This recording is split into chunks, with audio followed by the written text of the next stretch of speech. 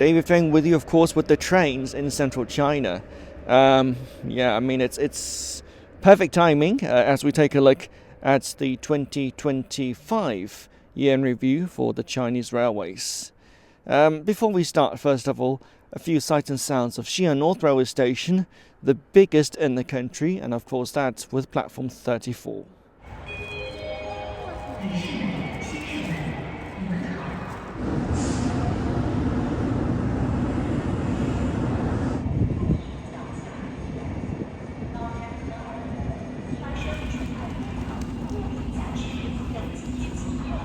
The big statistics, obviously the Chinese railways wanted to convey 4.28 billion people for the entire year of 2025. They came close, in fact.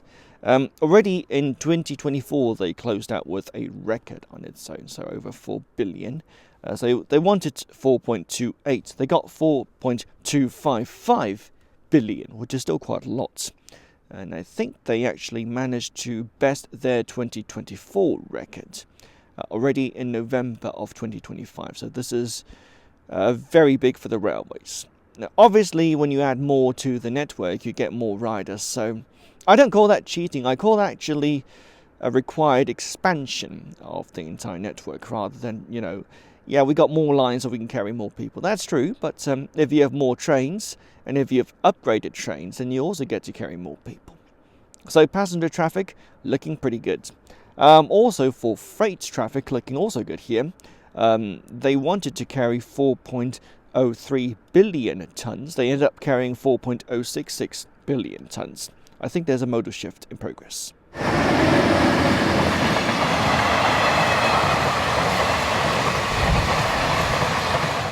And of course, the Chinese railway network, especially high speed, keeps on expanding. Remember, in the 2010s, we were just merely closing out 4x4. Now we've got 8x8, and the goal is to close that one out within about 5 years, or I think 10 years maximum, likely 5 years.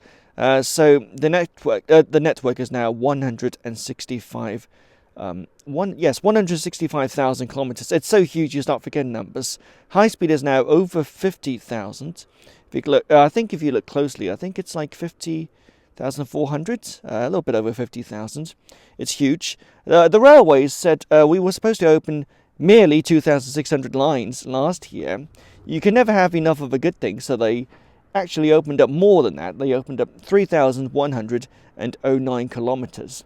So for the target of 2,600, they actually bested that alone with the new 2,864 kilometers of high speed opened. And if you account for all the other lines, including Classic, that's way over 3,000. And the railways, unexpectedly, not unexpectedly rather, made a lot of money. They busted the 1 trillion mark for the first time. They wanted to make 1.016 trillion renminbi. They ended up making 1.0204 trillion renminbi. I am obviously quite aware that there are people, and I would say there are lots of voices out there saying and worrying, have we overbuilt the railways? Have we overbuilt them? Well, I think any country is at risk of overbuilding.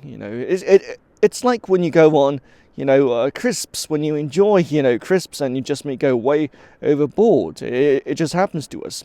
But think of it this way. I would think of the high-speed railway network in China as a modal shift and a replacement for this venerable vehicle, but also for flying.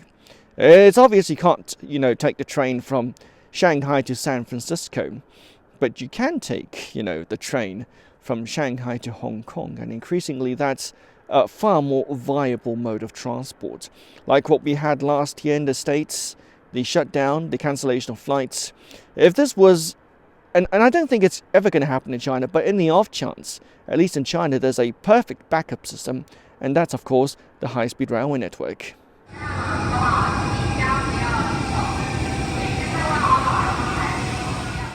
I mean, to be frank, I'm a bit of a potato crisps person myself, so taking the train is like, feasting on food. You can never just have enough. And I don't think the railways themselves want to have enough, because for the 2026 plans, they want to open up at least 2,000 kilometers.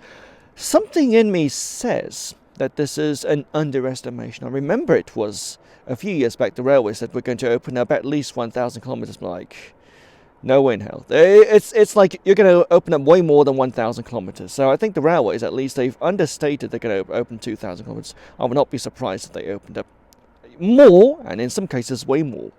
They also estimate 4.402 billion passenger journeys for 2026. I'm optimistic because I think they are going to connect Xiongan, which I've been to before. Some people say Xiongan is this mega city in the middle of nowhere. It's finally going to get a connection to a key north-south line which goes all the way to Hong Kong.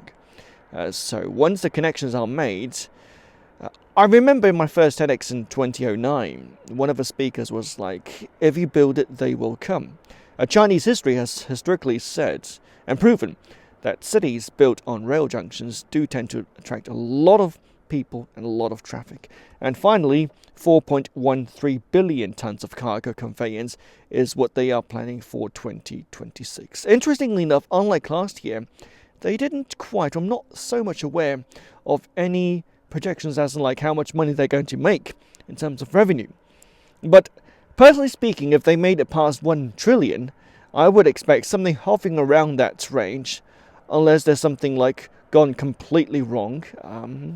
But I personally don't think that's going to be a case. And I think for 2026, they are going to keep building on top of what they already have. And I think optimizing services is going to be something. Now that brings me to the timetable. It's a little bit odd. Today is the, I think it's early January. It's, I think, the 5th of January 2026. They still have not yet come out with the new National Rail timetables. They usually do this in late December, around this time in January. Hopefully they will come out with that soon, I hope. Because in this 50k network, you need timetables that are easy on riders, not many interchanges all the time, a train going straight from A to B, and that would certainly be most welcomed.